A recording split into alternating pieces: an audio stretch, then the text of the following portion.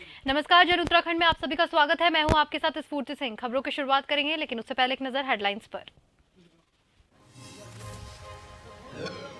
Doctor Bhimrao Ambedkar की जयंती उपासना दिवस के रूप में मना रही भाजपा। हरिद्वार के विचार गोष्ठी और सम्मान समारोह का हुआ आयोजन।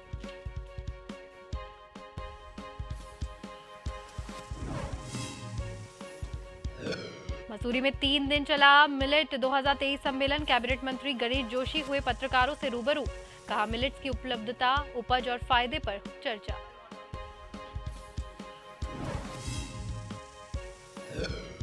जोशीमठ के तहसील प्रांगण में विगत 100 दिनों से धरना जारी। एनटीपीसी के खिलाफ पीड़ित परिवार ने की नारेबाजी।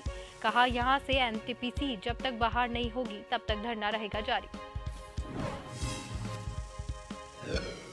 देहरादून में लूट का मामला, 3 दिन में ही पुलिस ने किया खुलासा। सभी आरोपी गिरफ्तार। चोरी हुआ सामान भी जब्त।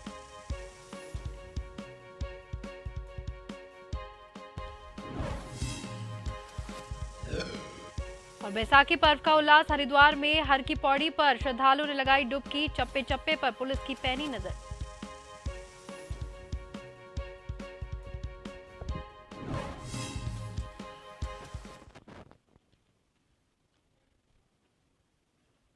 और अब खबरें विस्तार से।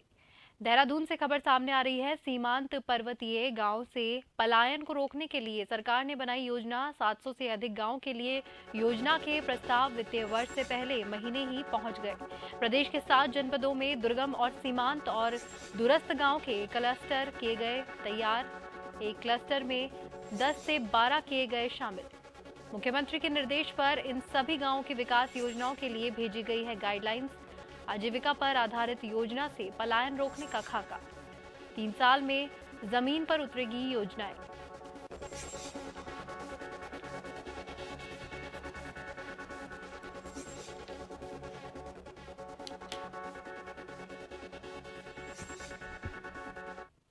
संविधान निर्माता डॉक्टर भीमराव अंबेडकर के जन्मदिन पर भारतीय जनता पार्टी द्वारा उपासना दिवस के रूप में मनाया जा रहा है। उनके जन्म दिवस के पूर्व संध्या पर हरिद्वार के बहादुराबाद स्थित एक निजी बैंकेट हॉल में विचार गोष्ठी और सम्मान समारोह का आयोजन किया गया, जिसमें उत्तराखंड बीजेपी के प्रदेश अध्यक्ष और हरिद्वार प्रभारी शैलेंद्र बिष्ट और पूर्व बीजेपी विधायक सुरेश राठौड़ समेत बड़ी संख्या में स्थानीय लोग मौजूद रहे। इस दौरान समाज सेवा के क्षेत्र में बेहतर काम करने वाले करीब 51 लोगों को अंबेडकर रत्न से सम्मानित किया गया। शैलेंद्र बिष्ट ने कहा कि आजादी के बाद भारतीय जनता पार्टी की सरकार ने ही डॉक्टर भीमराव अंबेडकर के जन्मदिन को राष्ट्रीय अवकाश घोषित कर ऐतिहासिक काम किया है।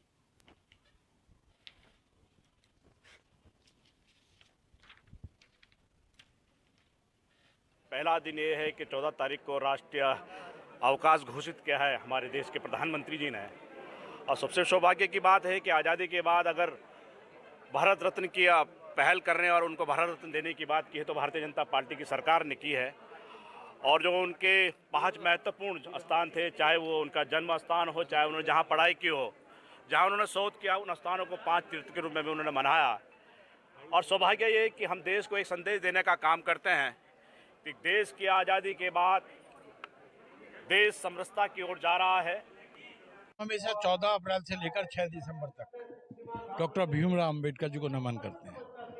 आज उपासना दिवस के रूप में डॉक्टर भीमराव अंबेडकर जी के जन्म दिवस की पूर्व संध्या पर पंडित दीनदयाल उपाध्याय, ज्योतिराव फूले, एपीजे अब्दुल कलाम और डॉक्टर भीमराव अंबेडकर जी के विचारों पर विचार गोष्ठी में बहुत सारे लोगों ने अपने विचार रखे। एक समतामूलक समाज की स्थापना में जो देश में योगदान ज्योतिबा फूले का, पंडित दीनदयाल उपाध्याय जी का, अंत्योदय योजना और एपीजे अब्दुल कलाम अखबार बेचने से लेकर भारत के राष्ट्रपति तक पहुंचे। जनता कैसे जाने, कैसे समझे उनके विचारों को हम सब लोग मंच के द्वारा साझा कर रहे हैं। अल्मोड़ा जिले के विकासखंड स्यालदेव में भारत रत्न डॉक्टर भीमराव अंबेडकर की जयंती के मौके पर सरस्वती शिशु निकेतन नेल स्यालदेव में जिला पंचायत सदस्य प्रवीण कुमार के मुख्य आतिथ्य के रूप में शिरकत की। कार्यक्रम का शुभारंभ जिला पंचायत सदस्य नेल प्रवीण कुमार ने दीप प्रज्वलित करके किया। डॉक्टर भीमराव अंबेडकर की फोटो पर माल्यार्पण कर उन्हें याद किया गया। वहीं सरस्वती शिशु मंदिर नेल स्यालदेव में 30 बच्चों को स्कूल बैग वितरित किए गए। जिला पंचायत सदस्य नेल प्रवीण कुमार ने कहा कि डॉक्टर भीमराव अंबेडकर ने संविधान का निर्माण करने के लिए देश को नई दिशा दी। उनके मार्गदर्शन को अपनाने की अपील की।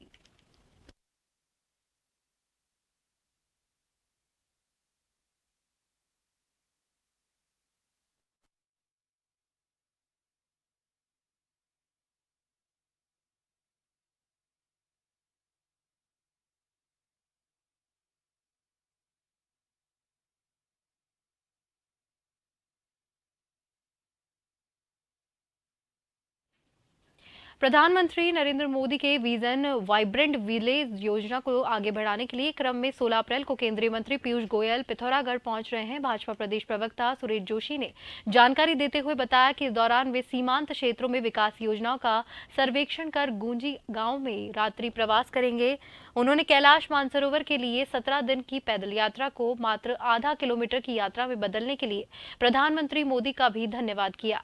वहीं प्रदेश प्रवक्ता सुरेश जोशी ने कहा कि प्रधानमंत्री नरेंद्र मोदी का उत्तराखंड के प्रति विशेष लगाव का ही परिणाम है कि एक के बाद एक करके केंद्रीय मंत्री विकास योजनाओं की प्रगति देखने के लिए लगातार दौरा करते रहते हैं।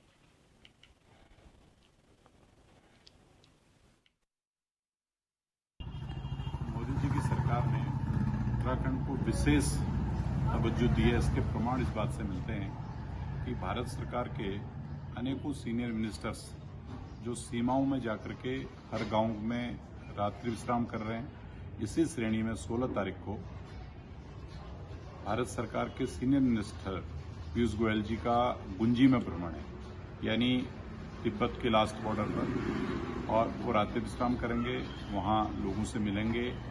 लेकिन एक महत्वपूर्ण बात इसके साथ साथ ये है कि कैलाश मानसरोवर की जो यात्रा है, जो हिंदुओं का एक सर्वोत्तम और सबसे बड़ा धार्मिक स्थल है, जहां भोले निवास करते हैं, शिव जी का निवास है, और देश से विदेश से सनातनी लोगों का उस मंदिर में, उस कैलाश में जाने का एक इच्छा रहती है।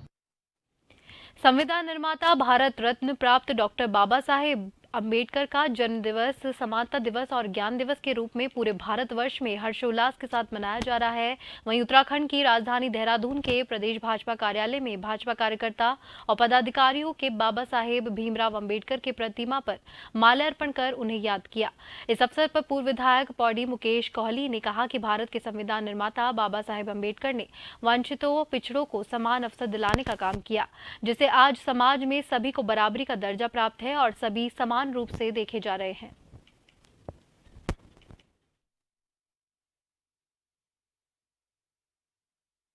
डॉक्टर भीमराव अंबेडकर जी भारतीय संविधान के जनक कहे जाते हैं।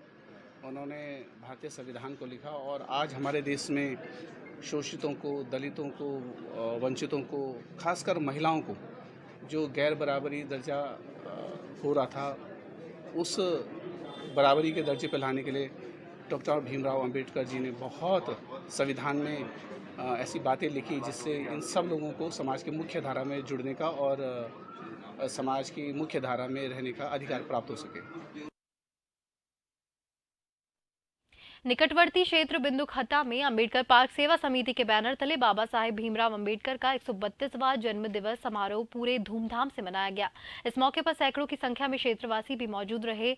यहां अंबेडकर पार्क सेवा समिति के अध्यक्ष रमेश कुमार और मजदूर संगठन के अध्यक्ष उमेद राम के संयुक्त प्रयासों से उनकी टीम के द्वारा इस विशाल कार्यक्रम का आयोजन किया गया।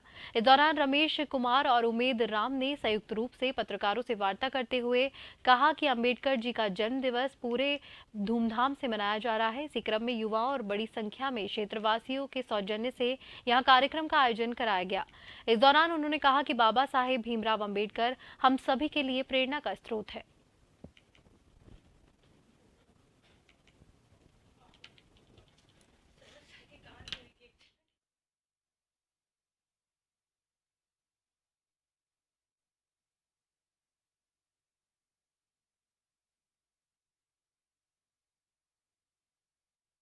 यहाँ पर पूरे बिंदुखत्ता के युवाओं ने मिलजुल कर ये कार्यक्रम रखा हुआ है। यहाँ से हल्दुधार से लेकर खैरानी तक हर जगह के युवा यहाँ पर शामिल हैं और पूरे बिंदुखत्ता के युवाओं ने ये मिलजुल कर ये कार्यक्रम बहुत धूमधाम से मनाया जा रहा है। आप देखेंगे कि हर जगह के यहाँ पर लोग आए हैं, रावत नगर, संजय नगर, राजीव नगर, हर जगह के लोग आए हुए हैं और हम चाह रहे हैं कि भविष्य में ये पूरा जो कार्यक्रम है बाबा साहब का एक मेले के रूप में मनाया जाए और जो जनता है बाबा साहब के विचारों को जाने समझे। जो उनका मूल मंत्र था कि संघर्ष करो, एकजुट हो और पढ़ो। ये अंबेडकर जयंती जो आज 132वीं जयंती मनाई जा रही है भीमराव अंबेडकर जी की, इस मिशन पर हम कई वर्षों से कार्य कर रहे हैं और इसमें बहुत बड़ी उपलब्धि हमको ये मिली है कि जो हमने इसको पहले तो इसको अंबेडकर पार्क समिति को रजिस्ट्रेशन कराया है और आगे हम इस उद्देश्य से काम कर रहे हैं कि हमारा समाज आगे जो शिक्षित बने और संगठित रहे और संघर्ष करे। खबरों में वक्त हो गया है एक छोटे से ब्रेक का, जल्द लौटेंगे।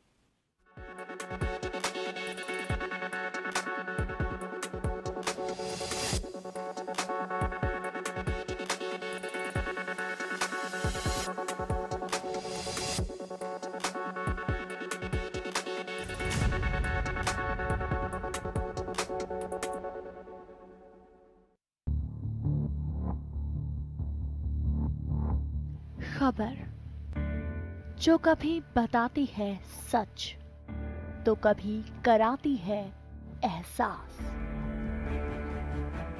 खबर जो है कुछ खास। खबर ही तो है जो कभी बनती है राजनीति से तो कभी व्यापार से, कभी आती है खेल से तो कभी मनोरंजन से, कभी खुशी से तो कभी गम से। हाँ, खबर ही तो है। खबर थमती नहीं और ना ही थमेंगे हम, क्योंकि हम हैं जन टीवी, जन जन की आवाज।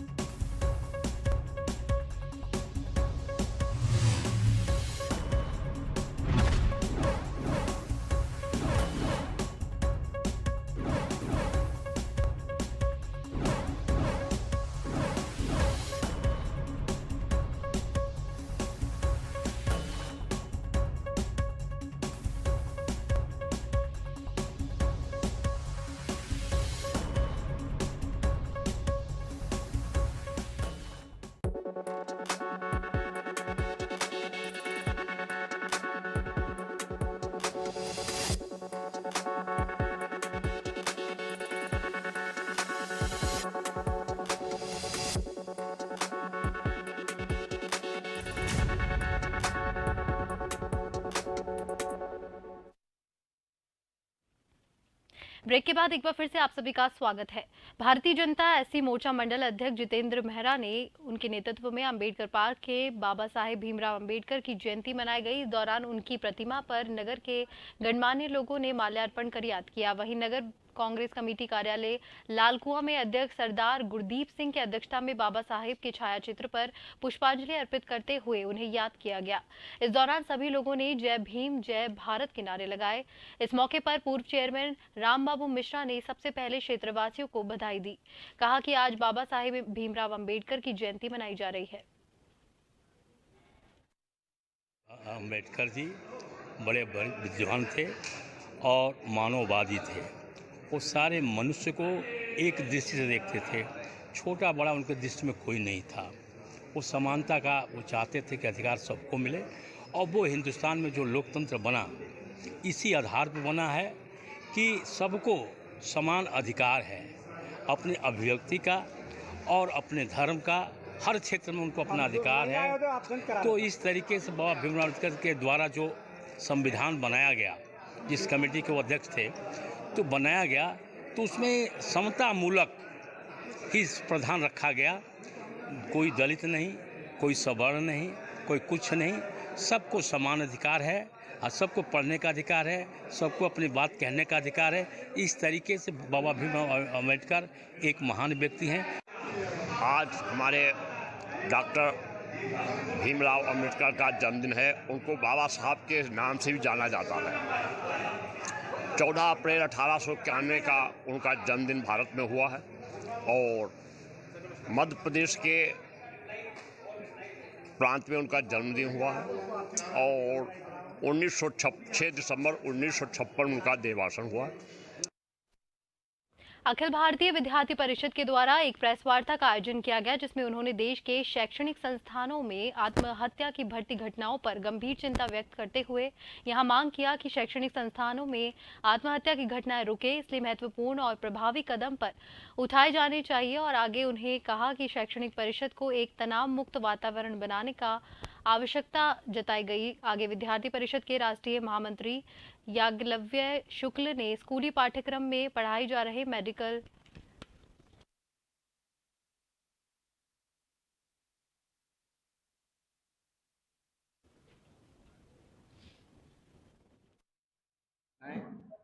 हम सभी को दुखित करती है और इस घटना पे रोकथाम बहुत जरूरी है और इस पे आवश्यक कदम सरकारों को, संस्थानों को उठाना चाहिए। इसलिए अखिल भारतीय विद्यार्थी परिषद का एक स्पष्ट आग्रह है कि स्टूडेंट सुसाइड घटना को रोकने के लिए सभी शैक्षणिक संस्थानों के अंदर में आनंदमयी सार्थक छात्र जीवन इस प्रकार का एक सेंटर स्थापित होने चाहिए, ताकि इसके आधार पर स्टूडेंट से बड़ी संख्या में और व्यापक चर्चा और काउंसलिंग हो सके, ताकि स्टूडेंट सुसाइड की घटना के ऊपर में लगाम लगाया जा सके।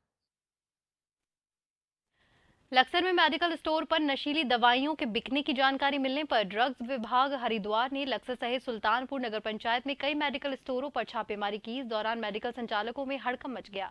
ड्रग इंस्पेक्टर अनीता भारती ने बताया कि सूचना मिली थी कि लक्सर में नशे की दवाइयों का कारोबार पनप रहा है, जिस पर आज हमारे द्वारा लक्सर और सुल्तानपुर में कई मेडिकल स्टोर की चेकिंग की जा रही है। हालांकि अभी तक जितने भी मेडिकल स्टोर चेक किए गए हैं, वहां पर किसी भी तरीके की कोई नशीली प्रतिबंध दवाइयां नहीं मिली है। फिर भी अभी भी कार्रवाई जारी है। शिकायतें मिल रही थी, एसटीएफ टीम को भी कुछ शिकायतें मिली हुई थी और उन्हें जहां तक कुछ मेडिकल स्टोर का जो डाउट था कि उनके द्वारा नारकोटिक दवाइयों का विक्रय किया जा रहा है, उन्हीं सब मेडिकल स्टोर्स को आज हमारे द्वारा चेक किया गया। पूरा लक्सर एरिया पूरा कवर किया है और अभी सुल्तानपुर में हम लोग यहाँ पर चेकिंग की है। तो फिलहाल अभी ऐसा मेडिकल स्टोर पर कुछ भी देखने को नहीं मिला है और कार्रवाई अभी जारी रहेगी। देहरादून में बीते 11 अप्रैल को नेहरू कॉलोनी में दिन दहाड़े लूट की घटना हुई थी, जिसमें 5 अभियुक्तों ने स्कूल संचालक के घर पर घुसकर हथियारों के बल पर लाखों के जेवरात उड़ा लिए थे। दिन दहाड़े हुए इस लूट की घटना के बाद इलाके में दहशत का माहौल बना हुआ था, लेकिन 3 दिन में ही देहरादून पुलिस ने सभी अपराधियों को 100% चोरी किए गए सामान के साथ मुजफ्फरनगर से गिरफ्तार कर लिया। मामले की गंभीरता देखते हुए पुलिस ने 8 टीमों का गठन किया था, जिन्हें देश के विभिन्न कोनों से भेजकर मामले की पड़ताल करने के निर्देश दिए गए थे। अभियुक्तों के पास से चाकू, तमंचा और लूट में इस्तेमाल की गई 2 गाड़ियां भी बरामद की गई है। इस ब्लॉक में जो एक डकैती घटना घटी है, उसका हम लोगों ने जो उसमें संलिप्त जो 5 अभियुक्त थे उनको पकड़ लिया गया है। उस घटना में लगभग 8 लाख का जेवरात गए थे, वो रिकवर हो गया है। उस घटना में प्रयुक्त 2 वाहन अपाचे, एक मोटरसाइकिल है, दूसरा एक्टिवा, वो रिकवर कर लिया गया है। तमंचा 315 बोर का एक बरामद रिकवर कर लिया गया है। चाकू जो था वो भी हमने रिकवर कर लिया है। इसमें इस पूरी सरगना का जो इसका जो गैंग का सरगना है वो विपिन है। ये लंगड़ा जो लंगड़ा की चल रहा है वो व्यक्ति है और यही सरगना है। इसने ही पूरी प्लानिंग करी। हुआ ये कि इसका जो विपिन का जो एक चचेरा भाई है गुड्डू, तो ये जो संदीप अग्रवाल है, ये एक स्कूल चलाते हैं। उस स्कूल में ये बंदा काम करता है और संदीप के गुड्डू के माध्यम से ही इसने उसके परिवार के बारे में जानकारी करी। डोईवाला के सांकरी गांव में स्थित गौशाला में खाने के अभाव में भूख से दम तोड़ रही तमाम गायों की खबर सोशल मीडिया पर और न्यूज चैनल पर प्रसारित होने के बाद तमाम लोग अब मदद के लिए आगे आए हैं। डोईवाला शुगर मिल के ईडीडीपी सिंह ने जहां गायों के लिए गन्ने का गोला और चारा आपत्ति के साथ अपना 7 दिन का वेतन भी उपलब्ध कराकर गोवंश की मदद की है, तो वहीं किसान एकता मंच ने भी क्षेत्र के किसानों के साथ मिलकर गायों के लिए हरा चारा उपलब्ध कराते हुए प्रशासन और शासन से गौशाला की मदद की अपील की है। साथ ही मुनि की रेती नगरपालिका और ऋषिकेश नगर निगम से गौशाला संचालक की रुकी हुई धनराशि अतिशीघ्र जारी करने की मांग की है। हम आज देश में बहुत बड़ा महापर्व हमारे देश में बैसाखी जी का और अम्बेडकर उनके, हम उनको भी प्रणाम करते हैं और पूरे देशवासियों को इस वाले वो देते हैं। लेकिन बड़ा दुख लगा कि आपके चैनल से हमें पता लगा कि गायें भूखी हैं, और भूखी होने के बाद, क्योंकि हम भी, हमारे घर में ही पशु है, हमारे पास भी गाय है, दूध वाली गाय है हमारे पास भी, और हमें लगा, तो हमारी फिर बात हुई है कि किसान एकता मंच की आपस में प्रेम पंचाल जी से, हमारे सरदार जर्नल सिंह जी से मेरी रात बात हुई 10:15 बजे। उन्होंने कहा मेरे को मक्की है हरी चारा, तो इसकी व्यवस्था बनाए, कैसे इनको छोड़ा जाएगा। तो हमने कहा भाई नहीं, घास को हम पहुँचाते, एक बारी थोड़ा हम भी पहुँचाएं कोई फिर, और अन्य लोगों से भी हमारी गुजारिश है, समाज के कार्य करते हैं उन लोगों से भी गुजारिश है कि इस काम में बढ़ चढ़ कर हिस्सा दें, जिससे कि हमारी गौओं को राशन मिले, इसमें निस्वार्थ भाव से सेवा करें। मसूरी में एक कार्यक्रम में शिरकत करने पहुंचे कैबिनेट मंत्री गणेश जोशी ने पत्रकारों से वार्ता करते हुए कहा कि मसूरी में 3 दिवसीय मिलेट्स 2023 के अंतर्गत आयोजित क्षमता और अवसर राष्ट्रीय सम्मेलन में 15 राज्यों के प्रतिनिधियों ने प्रतिभाग किया। उन्होंने कहा कि 3 दिन तक चलने वाले सम्मेलन में मिलेट्स मिशन के तहत किए जाने वाले कार्य पर गहन चर्चा की गई। उन्होंने कहा कि सम्मेलन में विभिन्न प्रकार के वैज्ञानिकों ने मिलेट्स की उपलब्धता, उपज और उसमें मिलने वाले फायदों को लेकर चर्चा हुई। उन्होंने कहा कि ये सम्मेलन कृषि और मिलेट्स के क्षेत्र में मील का पत्थर साबित होगा और आने वाले समय में इसका परिणाम दिखेगा। उन्होंने आगे कहा कि सम्मेलन के दौरान 2 राज्यों के बीच मिलेट्स को लेकर MOU भी साइन किया गया है। आगे कहा सम्मेलन में कई सुझाव दिए गए जिनको आने वाले समय पर जमीनी स्तर पर काम करना होगा और श्री अन्न क्षेत्र में महत्वपूर्ण कार्य किया जाएगा। निश्चित ही इस सम्मेलन में 15 राज्यों के प्रतिनिधि यहाँ पर आए थे, कई वैज्ञानिक यहाँ पर आए थे, कई मिनट्स के क्षेत्र में जो अग्रणी काम कर वो लोग यहाँ पर आए थे, और एक दूसरे के विचारों का आदान प्रदान यहाँ पर हुआ है। 2 MOU भी यहाँ पर साइन हुए एक दूसरे प्रदेशों के बीच में, और निश्चित ही जो मंथन यहाँ से निकला है उसको हम धरातल उतारेंगे। और मिलेट्स के क्षेत्र में, श्री अन्न के क्षेत्र में, जैसा कि मोदी जी का नारा है किसानों की आय दुगनी करना, उसमें मिलेट्स भी का भी एक योगदान होगा। हमारी सरकार ने भी संकल्प किया है कि 2025 में जब धामी सरकार 25 साल की होगी, हम मिलेट्स के क्षेत्र में अपने उत्पाद को हम दोगुना करें। जोशीमठ के तहसील प्रांगण में विगत 100 दिनों से जोशीमठ बचाओ संघर्ष समिति का आज धरना प्रदर्शन जारी है। बता दें कि जोशीमठ के तहसील प्रांगण में NTPC के खिलाफ जमकर नारेबाजी कर रहे हैं। वहीं जोशीमठ के पीड़ित परिवार का कहना है कि जोशीमठ में हो रहे भूदसाव का जिम्मेदार NTPC है और जब तक जोशीमठ से NTPC बाहर नहीं हो जाता तब तक वे लोग धरना प्रदर्शन यूं ही जारी रखेंगे। बता दें कि धरना प्रदर्शन के दौरान सैकड़ों की तादाद में जोशीमठ के पीड़ित परिवार दिखाई देते हैं।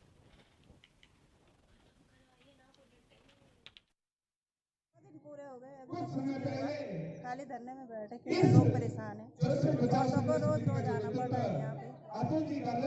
मकान का भी है, सबको गारंटी पेमेंट हो रहा है, आधे पैसे दे रहे हैं, न किसी के पास जमीन है, न कुछ खा जाएंगे लोग, वो 10-12 लाख पकड़ के कहाँ जाएंगे, ना तो जमीन है, किसी के पास तो जमीन भी नहीं है, बेचारे गरीब आदमी, किसी को कहाँ 1.5 लाख रुपए देंगे, आधे से ज्यादा लोग ऐसे ही है।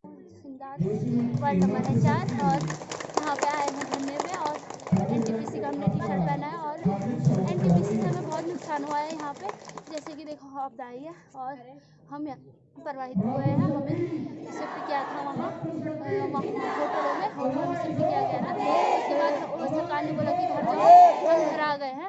जोशीमठ बचाओ संघर्ष समिति के जो धरना है, उस धरने के हमारे 100 दिन हो चुके हैं और 100 दिन से लगातार लोग यहाँ पर अनवरत कंटिन्यूसली धरने पर आए हैं, धरने पर बैठे हैं। इसके बावजूद कि सरकार की तरफ से बहुत दबाव था, सरकार की तरफ से आंदोलन को तोड़ने के लिए, इसके बिखराव के लिए तमाम कोशिशें की गई और उन कोशिशों को धता बताते हुए, उन कोशिशों के बावजूद लोग अपनी मांगों पर, अपने आंदोलन पर अडिग रहे। इसी के साथ जन उत्तराखंड में फिलहाल के लिए इतना ही। नमस्कार।